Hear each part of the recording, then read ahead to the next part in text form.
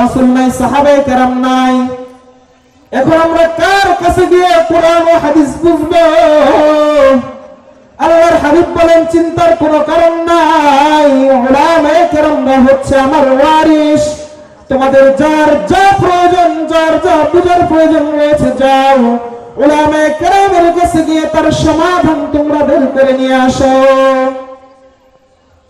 মুহতারাম হাজিরিন, দেখুন আমরা যখন কোনো মাসআলা নিয়ে বিপাকে পড়ে যাই, কোনো মাসআলার সমাধান আমরা না পাই, তখন নিশ্চয়ই আমরা আমাদের ইমাম সাহেবের হুজুরের কাছে যাই। তো এরকম যার যখন যেটা প্রয়োজন, যেই বিষয়ে মাসলা জানার প্রয়োজন, ওই বিষয়ের সমাধান কোরআন ও হাদিস থেকে কে দিতে পারবে? একমাত্র উলামায়ে কেরামরাই দিতে পারবে, তাই না?